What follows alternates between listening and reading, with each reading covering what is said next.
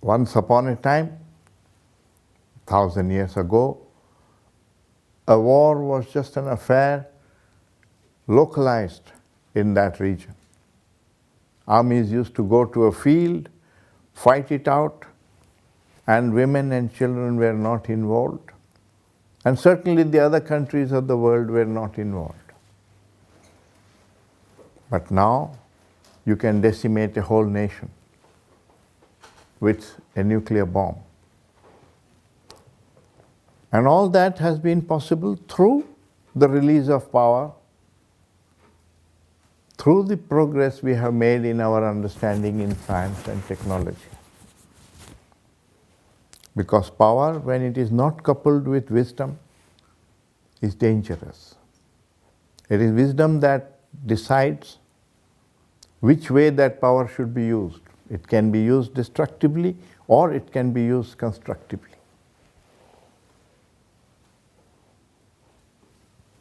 So unless human beings grow in wisdom, you and I, we are going to destroy ourselves with all this possibility of genetic engineering, chemical warfare, germ warfare, nuclear fallouts, and so on.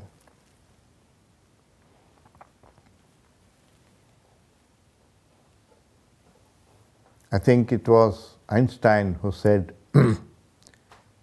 jocularly, I don't know when and where the Third World War will begin and how it will be fought. But I know how the fourth one will be fought. It will be fought with bows and arrows and axes and stones, meaning that the entire civilization will be destroyed in the Third World War. And that's a scientifically accurate statement. It's not romantic emotionalism or something like that. More recently, there is a book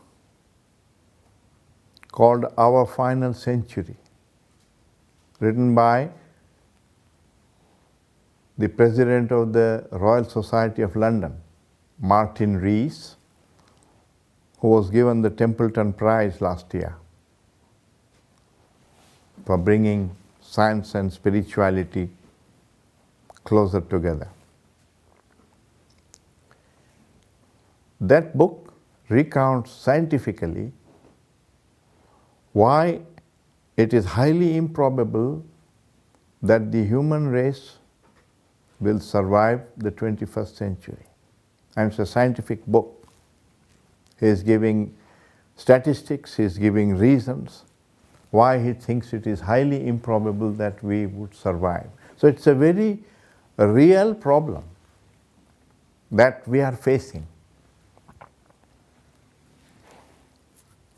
And the question is, can we continue to solve this problem only through controls, through laws, through political structures, through economic development?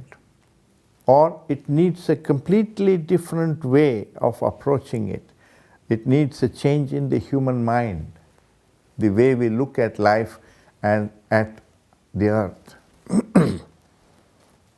which is what a transformation of consciousness means, that you relate differently, you think differently. And if that is so, if that is required, how do we do that? Do we need to change education? Do we need to educate the adults? What kind of education? Will the present education do it?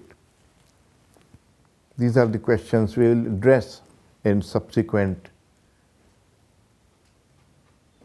sessions where we will discuss this question of education. Educating for the transformation of consciousness, for the creation of a new mind. The third set of serious problems are what we are reading every day in the newspapers. The ecological catastrophes like global warming, ozone layer depletion, pollution of the air, the water, the oil spills, the destruction or complete elimination of thousands of species, which has already happened and is happening further every day. Also a consequence of so-called progress, because we have spread chemicals and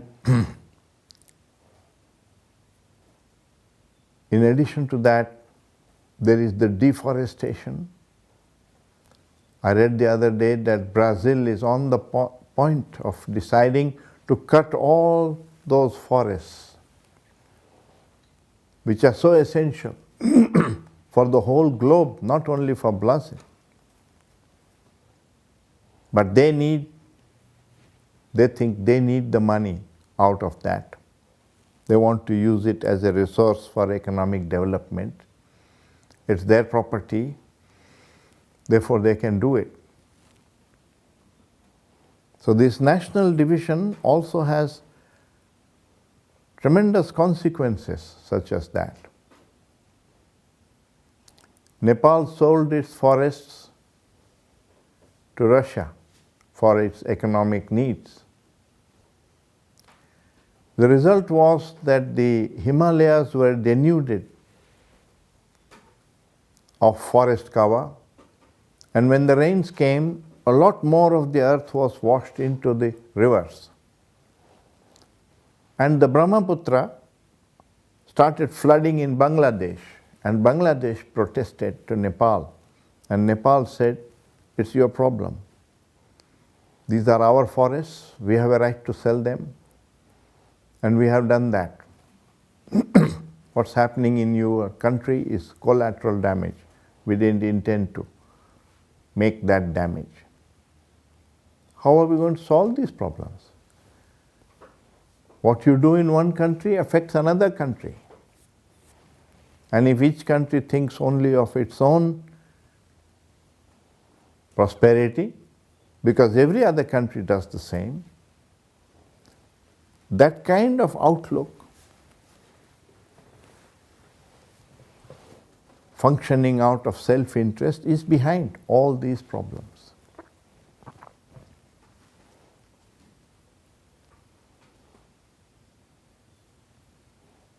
If we look at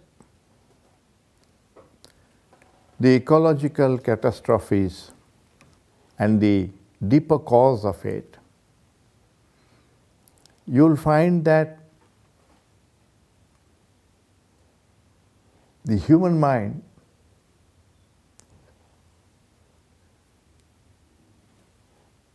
looks upon nature now very differently from the way what it did 100 years ago, or certainly a few hundred years ago. Man was also part of nature. Like all the animals, the birds, the trees, the rivers, the mountains. He lived in ecological equilibrium with nature. This entire balance of nature, which has gone on for millions of years, is a consequence of evolution. So all the life forms have evolved in accordance with it, in equilibrium with it, and became part of that chain. Scientists recognize that now. They are even saying that the whole of the earth and its environment is like one single living body. You can't cut off my left arm without my right arm feeling the consequence of it. It's like one single body. Either you have the whole of it or you have none of it. It's not possible to pick and choose and say, I will do away with the forest, but I will have aeroplanes and this and that. But with this national division, with each mind thinking of its own welfare, each country thinking of its own welfare, we are in this state where nature is being treated as a resource for quick economic development, and every country in competition with other countries is wanting to exploit as much of that resource as possible for its own progress. And at its own level, it seems right, because everybody feels, well, I have a right to work for my survival and so on. But your survival is linked with the survival of the whole. And that is not is lost sight of. So somewhere along, because of the industrialization, which was also a consequence of scientific progress, the mindset changed, and human beings started looking at nature not as part of nature, not as a friend of nature, but at nature as the master of nature, treating it as a resource for their own fulfillment of their own desires, and so on. Not easy to change that mindset now. We've gone a long way along. But that is at the root of it. And all these films which are being shown on global warming, saying that the carbon dioxide levels are reaching very close to the critical point, where if they rise perhaps another 10%, the polar caps will start melting, you will have floods, you will have many, many countries underwater, and they are predicting that this will happen within 15, 20 years from today. And it seems extremely unlikely that we will be able to reverse that trend, because to reverse that trend, we need to change our lifestyle. And people are not willing to change their lifestyle. They have so got used to the way they are living. Just as we are not willing to change our lifestyle with regard to diet, with regard to exercise and so on, and we keep on having illnesses which are lifestyle diseases, and it is the job of the doctors to solve that problem. So the doctors are giving medicines, solving that problem, suits the pharmaceutical industry, suits the doctor, suits me because I am lazy, I don't want to change my lifestyle. So everybody is having a good time, but the dependence on medicines and on doctors, that whole system is there just because I am not willing to change. And it's beginning to tell. Doctors are now beginning to tell that this is also not sustainable way of living. So what you find in one's own personal life, the same things you find in at the national level, that the countries are not willing to change their way of looking at the whole issue. Even a very prosperous nation like the United States was not willing to sign the Kyoto Protocol because they felt that their own economic progress is more important than solving the ecological problem of the world, because it's the problem of the world, not my problem. But we are all part of that world. So it's not as if it will not affect one particular country. So the ecological catastrophes are also global, the war problems are also global, economy has become global, but our minds are still parochial and local. So can this mind, can the same kind of thinking which has created the problem solve the problem? That's the question that is facing us. The next set of problems to which I would like to draw your attention are those emanating from the fact that many of the countries of the world, particularly in the third world, are still dictatorships. The reason that is a problem is because our history shows that the greatest crimes have occurred under dictatorships. The Holocaust took place in Germany, which was a dictatorship. Great massacres under Stalin, which was a dictatorship in Russia. And we don't know of what all crimes have already taken place in a dictatorship like China, because they suppress the news, and therefore you don't know what is going on. There used to be a joke earlier when Russia was a dictatorship and communist. There used to be a joke that in the West it is difficult to predict the future. In Russia it is difficult to predict the past because you don't know. It's only afterwards that they came to know that Stalin had killed even more people than Hitler had in the Holocaust. But it was not known, it was considerably suppressed. So that's a major problem. And dictatorship, of course, is a problem not only when the government is a dictator,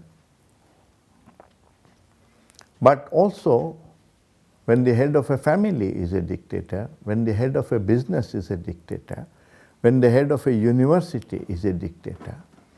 So dictatorship is a state of mind. Wherever it occurs, there is a problem. We complain of it only at the government level because then it's a big problem. But the nature of that big problem and that of a small problem of a very dictatorial head of a family, the nature of it is the same. The global problem is the same as the individual problem. And basically, dictatorship is an attitude which says, I'm intelligent, I know everything, I can dictate to others and they must follow. They must obey what I do. A feeling of being superior to others. And that mindset can only go when there is respect for all life. When a human being is not evaluated, the value of a human being is not evaluated in terms of his abilities and his skills. When a human being is valued for what he is and not for what he can give to society.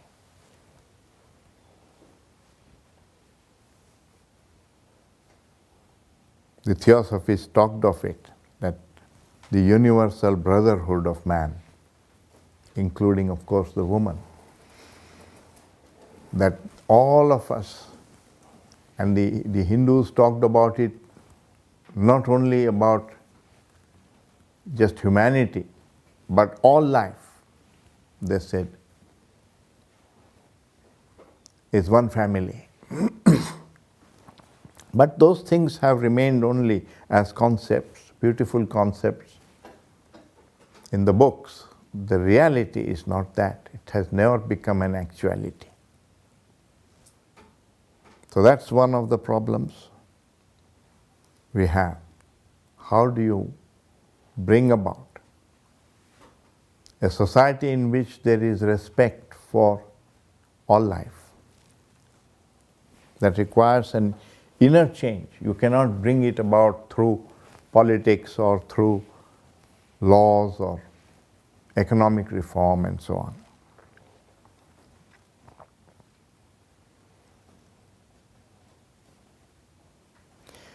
We do have democracies, or at least so-called democracies, because we call it a democracy because it has a form. There are free elections. The judiciary is separated from the executive.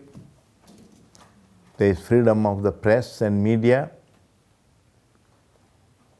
There's election every 4 or 5 years, and the leaders are elected by a process, and there is a parliament which takes major decisions and enacts the laws. Where such a structure exists, we call it a democracy. But we do everything to undermine the very system which we believe in. We say we believe in democracy, but we use money power to buy votes. We tell lies in order to do propaganda, in order to win the election. So, on the one hand, you believe in a system which you have instituted. On the other hand, you do everything to undermine that very system. It means something is wrong with the human mind, because it's not democratic in spirit. It is accepted democracy as a policy. And the spirit is always more important than the form. If you look at it that way, you will hardly find a democracy in the world which is a true democracy, where there is mutual respect, where people treat each other as friends, where differences of opinion are listened to in order to educate oneself, and where we take collectively a decision and then we all cooperate to make it happen, succeed, and if it doesn't succeed, we sit again and confer in the same way. That is the spirit of democracy, but you won't find that operating anywhere in the world.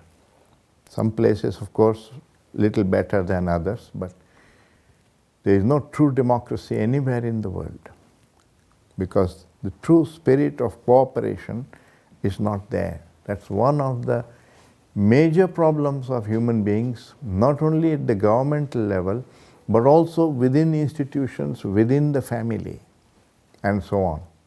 True cooperation, which requires all this: love, respect, care, affection, so on.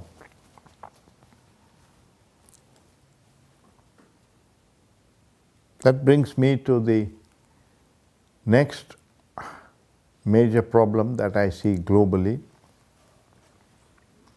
and that is the breakdown of cooperation between man and woman,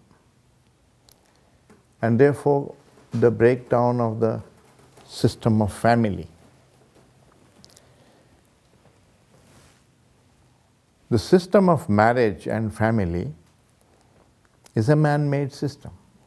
It's not biological, it's cultural.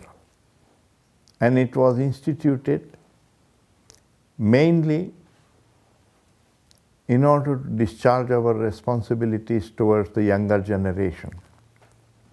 Nobody has found a better way of discharging that responsibility than the two people who produce that child